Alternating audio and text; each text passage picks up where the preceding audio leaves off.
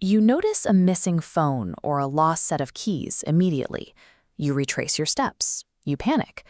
But Søren Kierkegaard observed that a person can lose their self and not notice for years. It is a loss that occurs without a sound. This was his diagnosis of 1840s Copenhagen. Looking at the pristine architecture of this church interior, you see a society that was entirely content.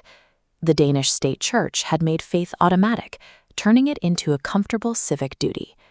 The intellectual class was gripped by the philosophy of Hegel, who argued that every contradiction would eventually be resolved into a rational whole. Citizens were Christians by birth, paid their church taxes, and believed their only task was to find their place within the system. Kierkegaard viewed this comfort as a disease. He believed the church had turned a life to be lived into a doctrine to be taught, allowing people to avoid the terrifying reality that they had not yet become individuals. This vintage domestic interior represents the successful, conventional life Kierkegaard was expected to inhabit. In 1840, he proposed to Regine Olsen. She accepted. He was on a clear path toward a perfectly acceptable societal role. The next day, he decided he had made a blunder. After a year of agonizing, he returned the ring with a note saying he was not capable of making a girl happy. Despite her pleas, he broke the bond and left for Berlin, choosing absolute religiousness over a comfortable marriage. This choice was a practical application of his philosophy. He wanted to see what remains of a human being once you strip away every role, relationship, and expectation society uses to define you. To find the true self, he argued, you cannot simply add new experiences. You must systematically subtract every layer of identity until nothing but the core remains. Kierkegaard describes 3 spheres of existence. The first layer you subtract is the aesthetic. This is the life of the drifter, moving from sensation to sensation in a pursuit of pleasure and novelty. While the aesthete calls this freedom, Kierkegaard saw it as boredom masking deep, unacknowledged despair. When the aesthetic life runs its course, you move into the ethical sphere. You marry, work, fulfill your social roles. You live by duty. But the ethical sphere has its own limit.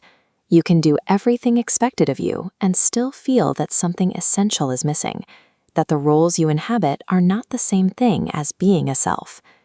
No logical argument carries you past this point. Moving forward requires what Kierkegaard called a leap, an irrational transition that logic cannot justify. When pleasure and duty run out of answers, the individual is stripped of all social identity. You stand alone before a question that no system can resolve for you. Kierkegaard pushed this subtraction to its extreme through Abraham and Isaac. God commands Abraham to sacrifice his son. By every ethical standard, this is murder. A tragic hero like Agamemnon might sacrifice a child for the welfare of a nation, an act others can recognize. Abraham has no such recourse. His act serves no communal purpose and cannot be justified to his neighbors. Kierkegaard called this the teleological suspension of the ethical. It is the claim that a purely private relation to the absolute can override the universal moral law. This creates a profound dread. You are looking down into the open space of your own possibilities, realizing that nothing forces your hand. He described this as the dizziness of freedom. It is the vertigo of realizing that you are entirely responsible for a choice that no one else can help you make. Surmounting this void requires the ultimate radical act, a leap of faith. It is a willingness to act on something you cannot prove, cannot logically explain, and cannot defend. Most people cannot handle this dizziness.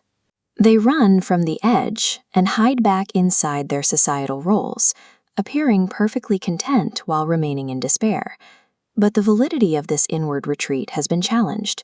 In the early 1930s, the philosopher Theodor Adorno argued that this focus on a private spiritual drama was a hollow escape.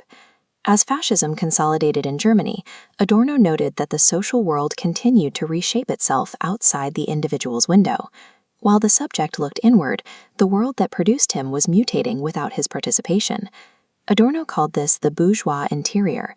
He believed that inwardness claims to transcend society, but it actually depends on the very conditions it refuses to examine. Adorno's critique suggests that the true self you find when looking inward was actually assembled by the very social forces you claim to be ignoring. This challenge complicates the subtraction method.